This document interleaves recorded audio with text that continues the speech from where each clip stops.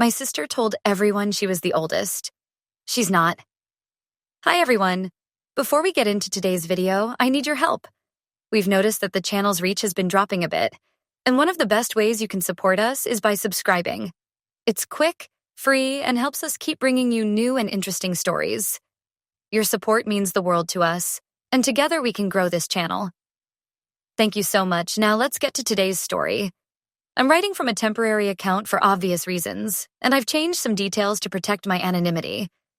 I never thought I'd have to fight for something as basic as my birth order, but here I am, 32 years old, having to prove to the world that I exist and that I came first. My sister Emma has been telling everyone she's the oldest for months now, maybe years, and I only found out by accident 3 weeks ago. The betrayal still sits in my chest like a stone. We're only 18 months apart, Emma and I. Close enough that people used to mistake us for twins when we were little, especially since we both inherited Mom's auburn hair and Dad's green eyes. But I always knew I was the big sister. It was my identity, my role, my responsibility, and sometimes my burden. Growing up, Emma was the charming one, the one who could bat her eyelashes and get out of chores, the one who could throw a tantrum and somehow make it everyone else's fault. She had this way of making herself the center of attention without even trying. Meanwhile, I was the reliable one, the helper, the little adult who made sure everything ran smoothly. I remember being 7 years old, standing on a kitchen stool to reach the counter, making Emma's lunch for school because Mom was dealing with baby Matthew. Emma would sit at the table, swinging her legs and humming, completely unbothered by the fact that her 5-year-old sister was doing what should have been a parent's job. Even then, she had this casual expectation that things would just work out for her, that someone else would handle the details. Sarah always takes care of everything. I remember Dad telling his brother once, ruffling my hair with pride and exhaustion.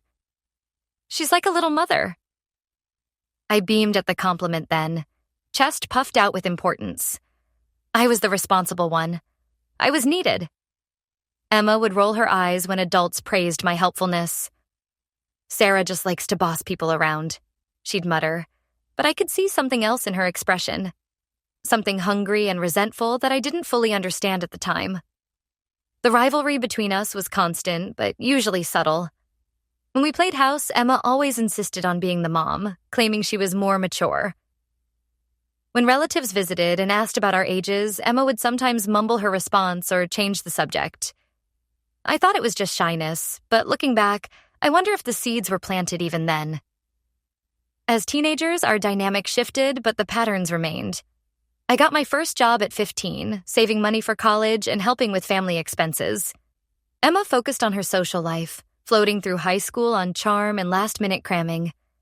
I was the one who helped her with her college applications, drove her to SAT prep, and talked her through her anxiety about the future.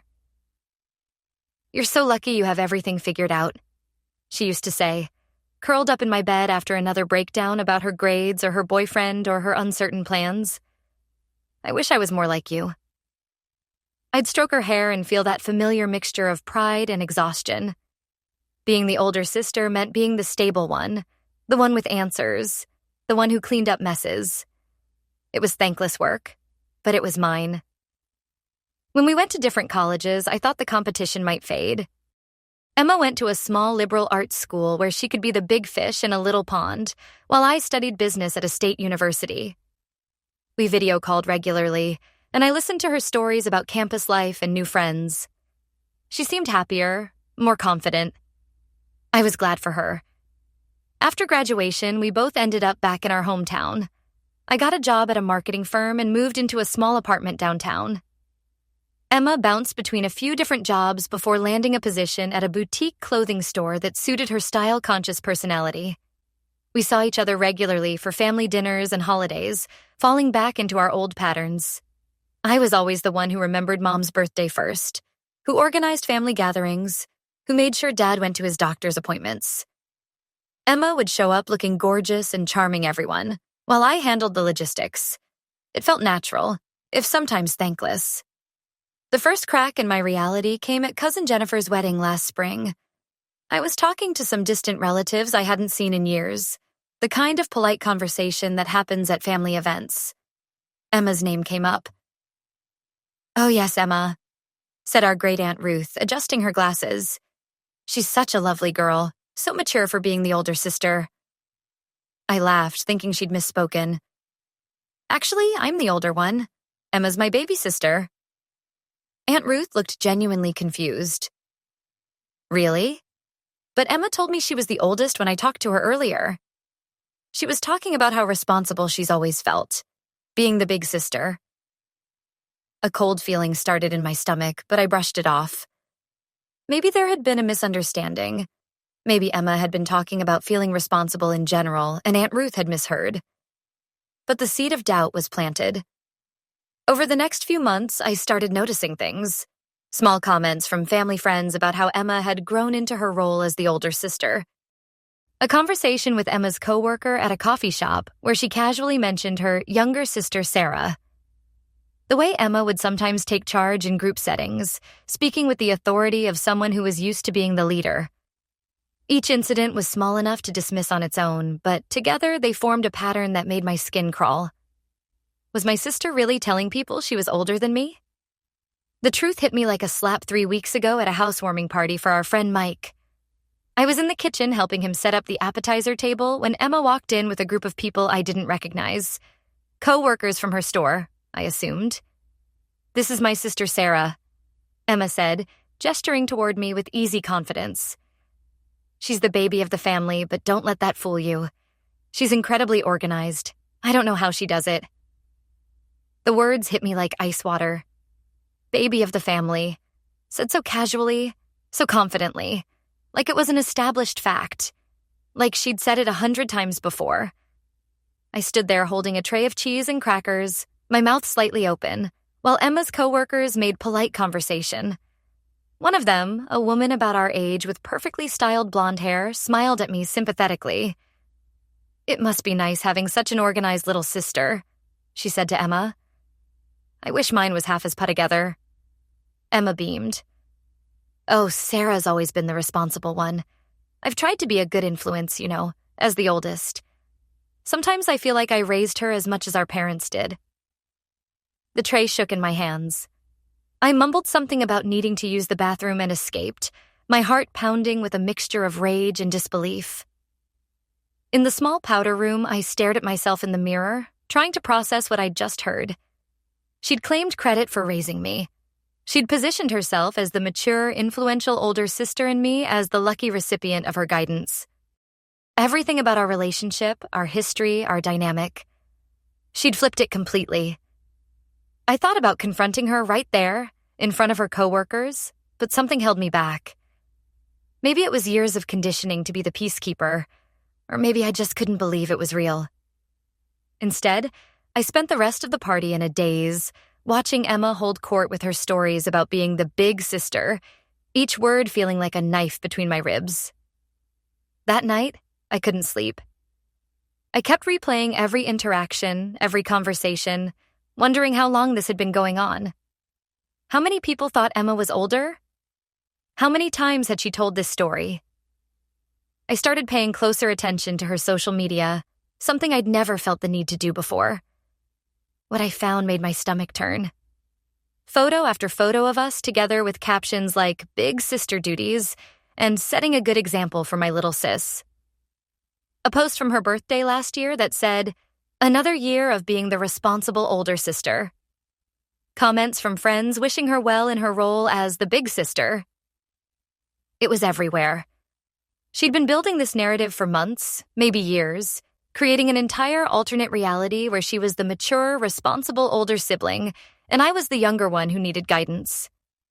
The psychological impact hit me harder than I expected. I found myself second-guessing memories, wondering if I was remembering things correctly. Had I really been the one to make her lunches? Had I actually helped her with college applications, or was I misremembering?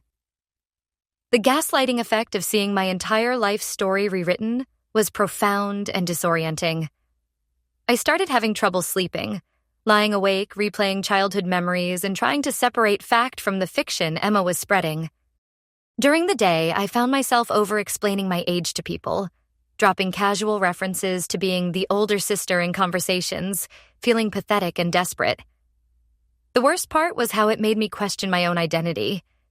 Being the big sister had been such a fundamental part of who I was. It explained my tendency to take care of others, my natural inclination toward responsibility, my role in the family.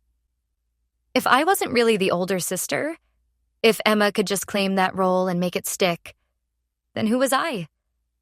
I started avoiding family gatherings, afraid of what I might hear.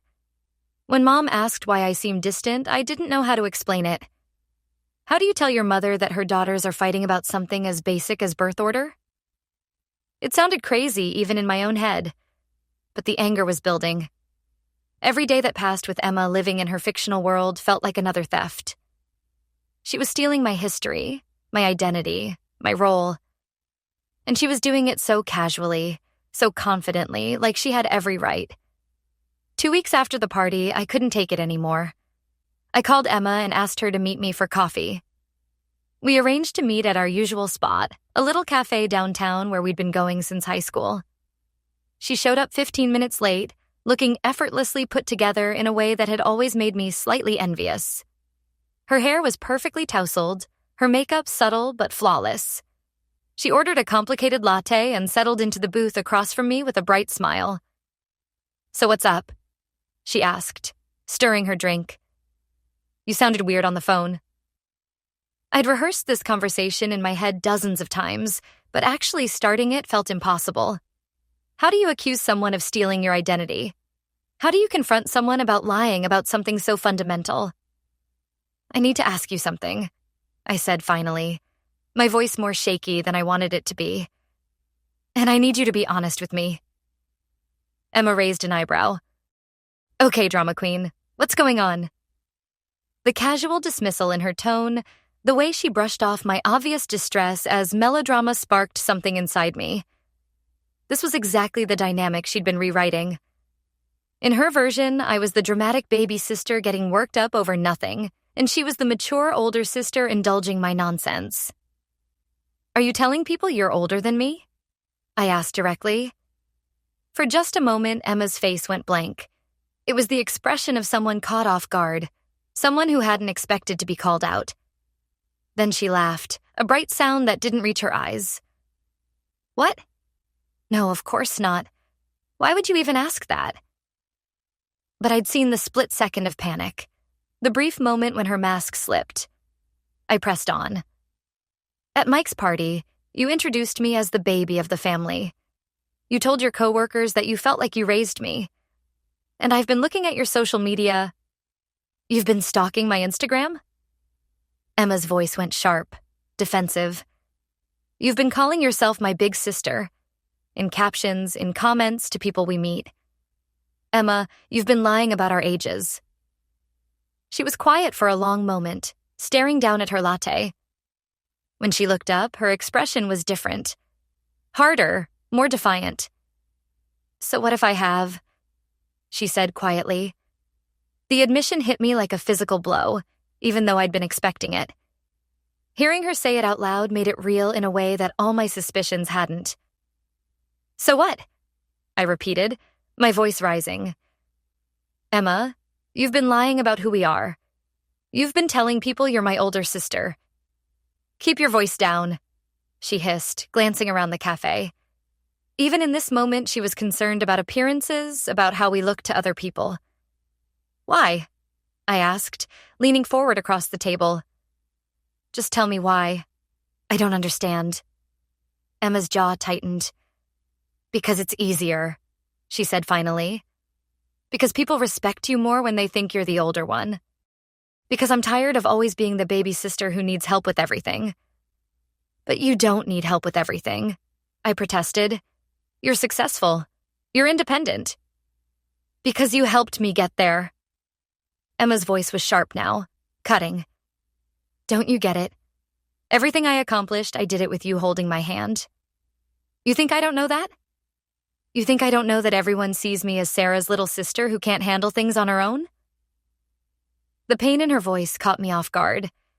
This wasn't just about wanting to be older. This was about years of feeling inadequate, of living in what she perceived as my shadow. "So you decided to just take my place?" I asked. I decided to be the person I should have been if I'd been born first, Emma said, her chin lifting defiantly. I decided to stop being the screw-up little sister and start being the responsible older one. But you're not responsible. The words burst out of me before I could stop them. Emma, I still organize family dinners. I still remember everyone's birthdays. I still help Mom and Dad with their appointments and their finances. You showing up and charming everyone isn't the same as being responsible. Maybe not, Emma said coldly, but it gets me the same respect. We stared at each other across the small table, years of resentment and competition finally out in the open. The cafe continued its normal rhythm around us. The hiss of the espresso machine, the murmur of other conversations, the clink of cups and saucers. But our little corner felt isolated, charged with tension. I've been watching you, Emma continued, her voice lower now but no less intense.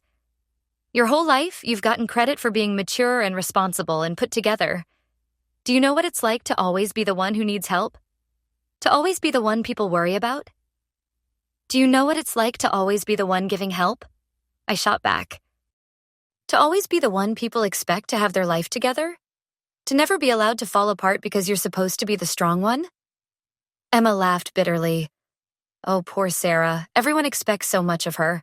At least they expect something. At least they see you as capable. They see you as charming and fun and spontaneous, I said. Do you think that's worthless? Do you think being seen as reliable and boring is better? Yes, Emma said without hesitation. Yes, I think being respected is better than being seen as a pretty decoration. The honesty of it stung. I'd never realized that Emma saw herself that way, as ornamental rather than substantial. But that didn't make what she'd done okay. So you thought you'd just steal my role? I asked. Just pretend to be older and hope no one would notice? I thought I'd try being the person I wanted to be instead of the person everyone expected me to be, Emma said. And you know what? It worked. People treat me differently when they think I'm the older sister. They listen to my opinions more. They ask for my advice. They see me as someone who has her life together. But it's based on a lie, I said desperately. Emma, it's all fake. You're getting respect for being something you're not. And you got respect for being something you never chose to be, Emma countered. You think you earned the right to be seen as mature just because you happened to be born first? You think 18 months makes you inherently more responsible than me? The question stopped me short. In some ways, she was right. I hadn't chosen to be the older sister any more than she'd chosen to be the younger one. But I had lived the reality of it, had carried the weight of that responsibility for 32 years. But I did the work, I said finally. I made the lunches and helped with homework and organized the family stuff. I lived up to the role. And now I'm living up to it too, Emma said. Just because I started later doesn't mean I can't do it. But you're doing it by erasing me, I said. And for the first time, my voice cracked with the full weight of how much this hurt. You're not just claiming to be responsible, Emma. You're claiming to be older. You're rewriting our history. You're making it like I don't exist. Something in Emma's expression shifted when she heard the pain in my voice. For a moment, the defiance wavered, and I saw a flash of the little sister I'd grown up with, the one who used to crawl into my bed during thunderstorms. I'm not trying to erase you, she said more quietly. I'm just trying to be seen. But you are seen, I insisted. Emma, people love you. You're funny and charming and beautiful. You light up every room you walk into. Why isn't that enough? Emma was quiet for a long moment, turning her coffee cup in small circles on the table. When she spoke again, her voice was barely above a whisper. Because it doesn't last, she said. Being charming only gets you so far. Eventually people want substance, and I've never been the substantial one. You've always been the one with the plans and the drive and the follow-through. I've always been the one who needed rescuing. So instead of working on becoming more substantial, you decided to just pretend you already were? I decided to fake it till I make it, Emma said with a weak smile. Isn't that what everyone says? And it's working. When people think I'm the older sister, they expect more from me, and I rise to meet those expectations. But Emma, I said, leaning forward, you could have done that without lying about our ages. You could have just started being more responsible without stealing my identity. Emma's defiance flickered back to life. Your identity? Sarah, you don't own the concept of being a big sister. You don't have a trademark on being responsible. No, but I do own being your big sister, I said firmly. That's not a role you can just take from me. That's who I am in relation to you specifically. We sat in silence for a moment, the weight of that statement settling between us. Emma looked uncomfortable, shifting in her seat and avoiding my eyes.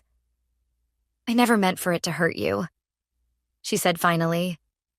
But it does hurt me, I said.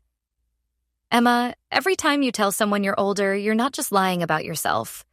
You're lying about me. You're making me disappear from my own family story. Emma's eyes filled with tears, and for a moment she looked very young, like the 5-year-old who used to need me to make her lunch and tie her shoes. I just wanted to matter, she whispered. You do matter, I said, reaching across the table to touch her hand. You've always mattered. But you matter as Emma, my little sister, not as some fictional version of yourself. Emma pulled her hand away, wiping her eyes with her napkin. But what if Emma, the little sister, isn't enough? What if I'm never going to be enough as the person I really am? The question hung in the air between us, and I realized this conversation was about so much more than birth order. This was about Emma's deepest fear that she was fundamentally inadequate, that she needed to be someone else entirely to be worthy of respect and love. Emma, I said gently, you're enough. You've always been enough. But you can't build a real life on a lie. And you can't steal someone else's identity to feel better about your own. Emma was crying openly now, the tears streaming down her face as she tried to wipe them away. I don't know how to stop, she said. I've been telling this story for so long it feels more real than the truth. My coworkers, my friends, my boyfriend. They all think I'm the older sister. How do I take that back? For a moment, I felt a flicker of sympathy for the corner she'd painted herself into. But then I remembered all the times I'd had to correct people who thought Emma was older.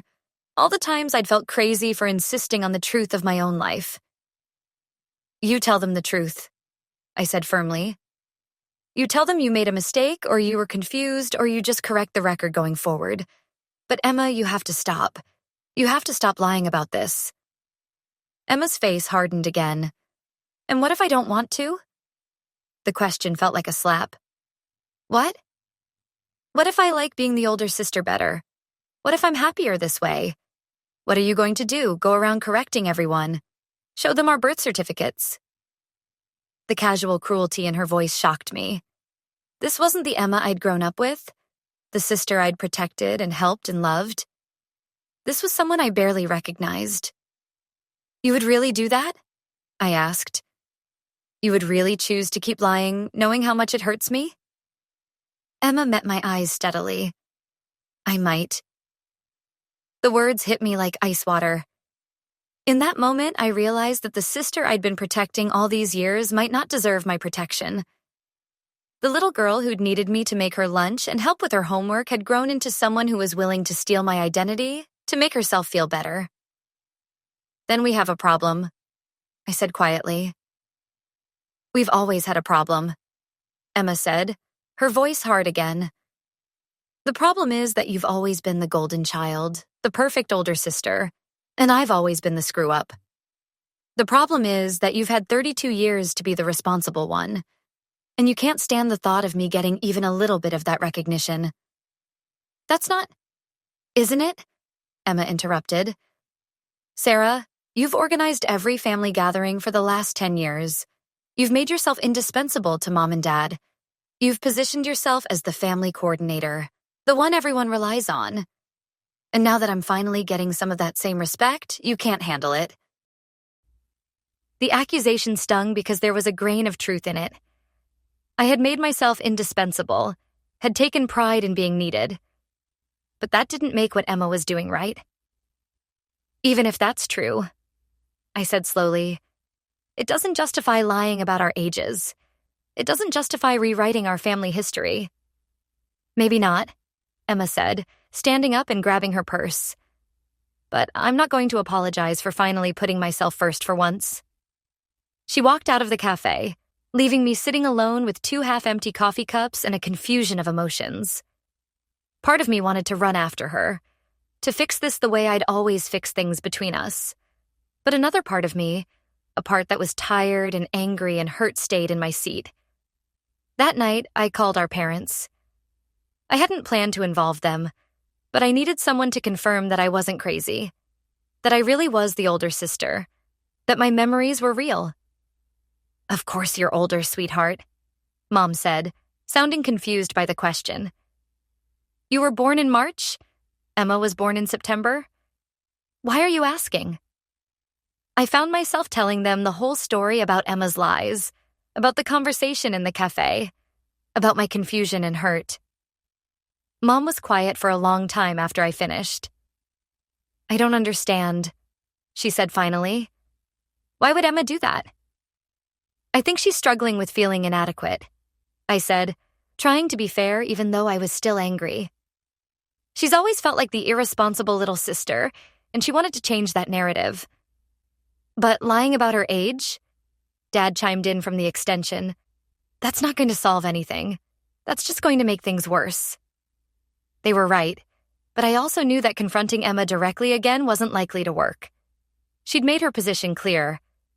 She was willing to keep lying, even knowing how much it hurt me. Over the next week, I found myself in an impossible situation. I could either let Emma continue spreading her lie, slowly watching my identity get erased from my own family story, or I could become the person who went around correcting everyone, insisting on the truth of something as basic as birth order. I chose the truth.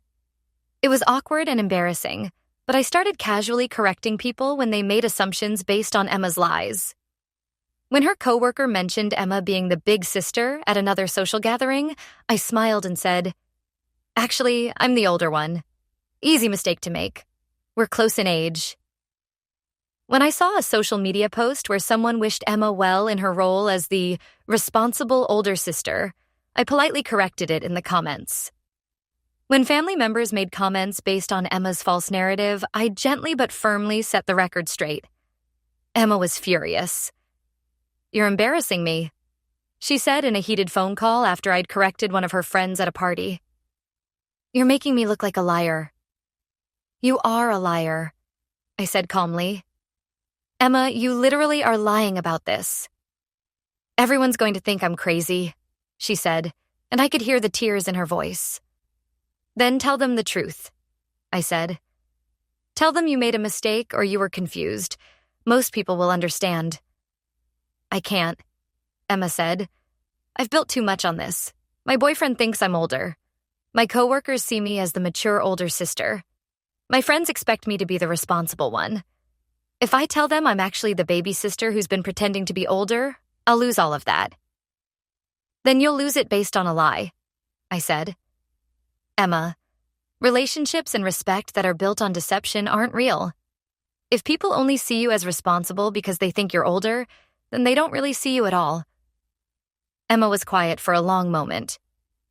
I don't know how to be the younger sister anymore, she said finally, and her voice sounded very small.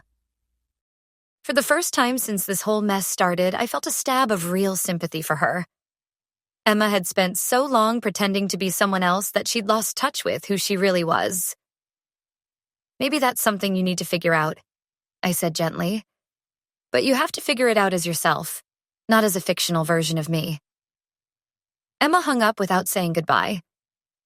The next few weeks were tense and awkward. Emma stopped coming to family dinners, claiming she was too busy with work.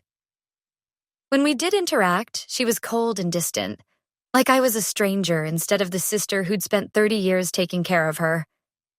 Some of her friends and coworkers seemed confused by the conflicting information they were getting about our ages, but most people didn't seem to care as much as Emma had feared they would. A few people asked me directly about the discrepancy, and I simply told them there had been some confusion and left it at that. Slowly, the truth reasserted itself. Emma's boyfriend, who I met at a family barbecue, was surprised to learn that he'd had our ages mixed up, but he shrugged it off as an honest mistake. Emma's coworkers continued to treat her with the same respect they always had, because as I'd tried to tell her, her competence at work had nothing to do with her birth order. But Emma couldn't see it that way. To her, every correction I made was a humiliation. Every truth I told was an attack on the identity she'd tried to build. She doubled down on avoiding family events, making excuses to skip holidays and celebrations. The breaking point came at Mom's birthday dinner 2 months after our coffee shop confrontation. Emma had promised to come, but she arrived an hour late and clearly had been drinking beforehand. She was louder than usual, more animated, performing the role of the fun, charming sister with an almost desperate energy. During dinner, our cousin Jake mentioned something about Emma being such a good big sister to me, and I could see Emma's face light up with vindication. Here was someone who still believed her story, someone who saw her the way she wanted to be seen. "Well, actually," I started to say, but Emma cut me off. "Actually, Sarah has always been like a little sister to me," Emma said loudly, her words slightly slurred. "Even though I'm technically older, she's always been the baby of the family. I've always felt protective of her." The table went silent. Everyone knew our real ages, our parents, our extended family, our longtime friends. Emma's lie was so blatant, so obviously false that it was painful to watch. "Emma," Mom said gently, "Honey, what are you talking about?" Emma's face flushed red, but she doubled down. "I'm talking about being the big sister," she said defiantly. "I'm talking about taking care of Sarah all these years, making sure she was okay, being there for her." The silence stretched out uncomfortably. I could see the confusion and concern on everyone's faces. Could see them wondering if Emma was having some kind of breakdown. "Emma," I said quietly, "please stop." "Stop what?" Emma demanded, her voice rising. "Stop being proud of being a good older sister? Stop talking about how I've always looked out for you?" "Stop lying," I said firmly. "Emma, everyone at this table knows I'm older than you. Everyone here remembers when we were kids. You don't have to do this." Emma's face crumpled then, and I could see the moment when the performance became too much to maintain. She looked around the table at all the faces looking back at her with concern and confusion, and I think she finally realized how far she'd gone. She started, then stopped. Her hands were shaking as she reached for her wine glass. "It's okay," I said, and I meant it. Watching her fall apart like this, I couldn't feel angry anymore. I just felt sad for both of us, for all the time we'd wasted on this ridiculous competition. Emma didn't answer. She stood up abruptly, mumbled something about not feeling well, and left the restaurant. Dad went after her, but she was already getting into a cab by the time he reached the parking lot. The rest of the dinner was subdued. Mom kept asking if Emma was okay, if there was something wrong that she didn't know about. I tried to explain without going into too much detail, but it was hard to make the situation sound anything other than bizarre. That night, Emma called me at 2 a.m, crying so hard I could barely understand her. "I'm sorry," she kept saying. "I'm so sorry, Sarah. I don't know what's wrong with me. I don't know why I can't stop." "It's okay," I said, sitting up in bed and turning on the light. "Emma, it's going to be okay." "No, it's not," she sobbed. "Everyone thinks I'm crazy now. Everyone knows I was lying. And I still can't admit that you're older. Even now, talking to you, part of me wants to keep pretending."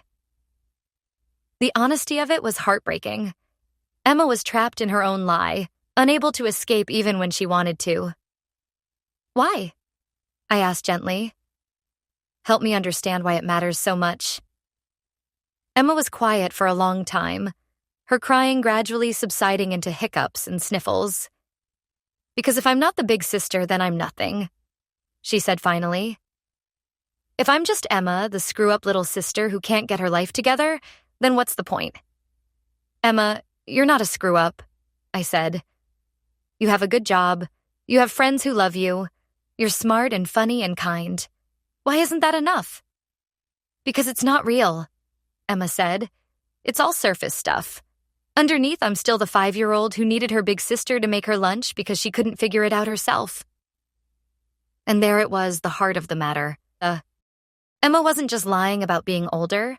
She was trying to escape the person she'd always been, the person she saw as fundamentally inadequate.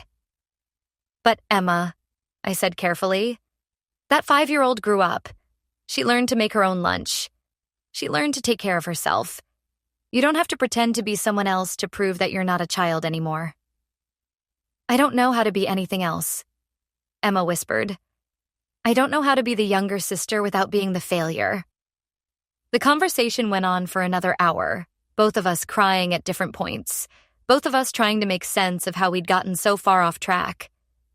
By the end of it, Emma had agreed to try therapy, to work on understanding why she felt so inadequate and why she thought lying was the solution. She also agreed to stop telling people she was older, though she admitted she didn't know how to handle the conversations with people who already believed her lie. Take it slow, I suggested. You don't have to make a big announcement. Just stop actively promoting the lie and correct it when it comes up naturally. Emma agreed, though I could hear the reluctance in her voice. The next few months were difficult, but gradually got better. Emma did start therapy and slowly began to understand the roots of her need to compete with me, her fear of being seen as inadequate, her tendency to define herself in opposition to who she thought I was. She had several awkward conversations with friends and coworkers, explaining that there had been some confusion about our ages. Most people were understanding, though a few seemed puzzled by how such a basic fact could have been confused for so long. Her boyfriend was more upset than she'd expected, not because of the age difference, but because she'd lied to him about something so fundamental. They broke up for a few weeks before deciding to try again, but Emma told me it took a long time to rebuild his trust. As for our relationship, it took time to heal.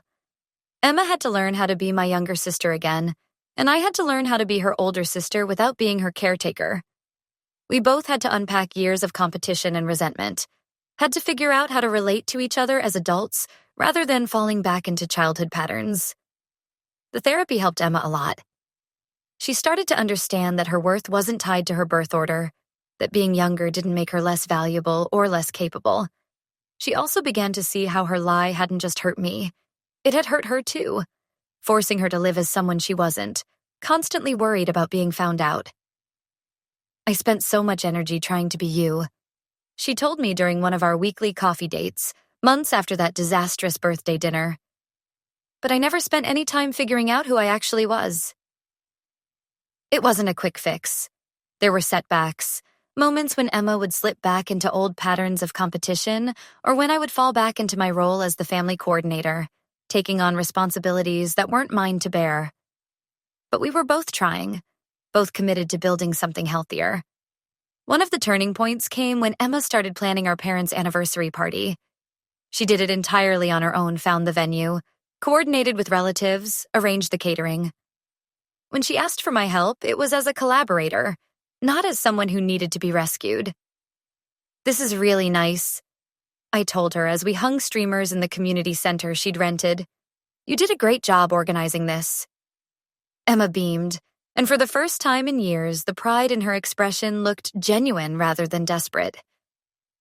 Thanks. It feels good to do something like this myself. The party was a success, and I watched Emma accept compliments on her organization and thoughtfulness with grace. She didn't need to be the older sister to be seen as capable and responsible. She just needed to be herself. There are still moments when I catch glimpses of the old dynamic. Sometimes Emma will make a comment about feeling like she's always in my shadow, or I'll find myself automatically taking charge of a situation because it's easier than waiting for someone else to handle it. But we're more aware of these patterns now, more willing to call each other out when we slip back into unhealthy behaviors. The social media posts have been corrected, not with dramatic announcements, but with gradual shifts in language. Photos of us together now have captions like sister time instead of big sister duties.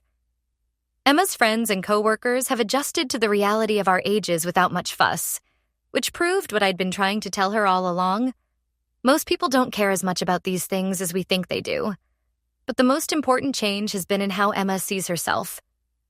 She stopped trying to be me and started working on being the best version of herself. She's taken on more responsibility at work, earned a promotion, started dating someone new who knows the truth about everything from the beginning. She's built a life based on who she actually is rather than who she wished she could be. "I'm sorry," she told me recently, out of nowhere as we were walking through the park near our parents' house.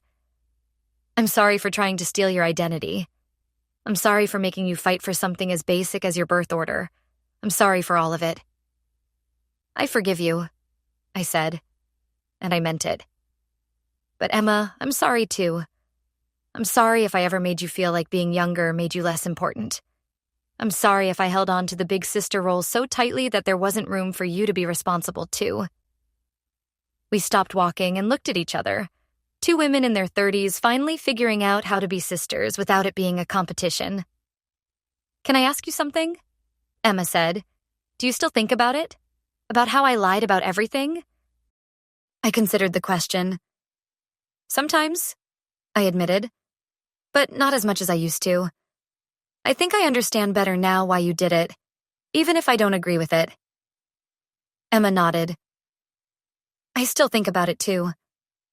Sometimes I miss it. The way people looked at me when they thought I was older.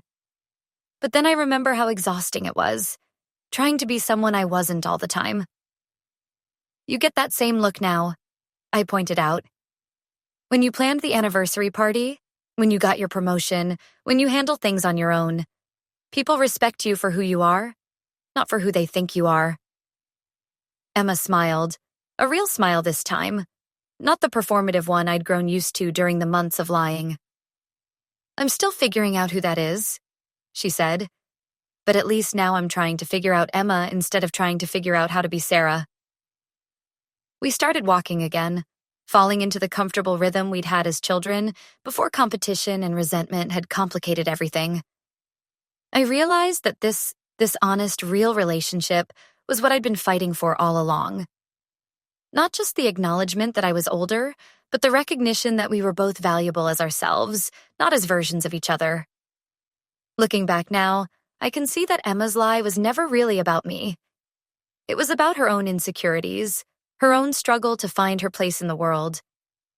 But the way she chose to handle those feelings by taking my identity rather than building her own had nearly destroyed our relationship. The experience taught me things I hadn't expected to learn. I realized that being the responsible older sister had become such a core part of my identity that I'd never questioned whether it was healthy or sustainable. I learned to set boundaries, to let other people handle their own problems, to be supportive without being controlling. It also taught me that truth matters, even about seemingly small things. Emma's lie about our ages might have seemed trivial to some people, but it had real consequences for her, for me, for our family, for everyone who knew us. Once trust is broken, it takes time and effort to rebuild it, even over something as simple as birth order. Today, Emma and I have coffee every Tuesday. We talk about work and relationships and family and all the normal things sisters talk about. Sometimes she asks for my advice, and sometimes I ask for hers. Sometimes she's the one who remembers important dates or organizes gatherings, and I let her without feeling like I'm losing my identity. We're both older now. She's 30, I'm 32, just like we've always been. The truth hasn't changed, even when someone tried to rewrite it. But our relationship has changed, has grown into something healthier and more honest than what we had before. I don't know if Emma will ever fully get over her need to compete with me, or if I'll ever fully get over my need to be in control. These are probably patterns we'll be working on for the rest of our lives. But at least now we're working on them together, as sisters who know who they are and where they stand in relation to each other. The truth, it turns out, really is worth fighting for. Not because being the older sister makes me better than Emma, but because being ourselves, honestly and without pretense, is the only way we can really love and be loved by each other. And that's something worth more than all the stolen identities in the world.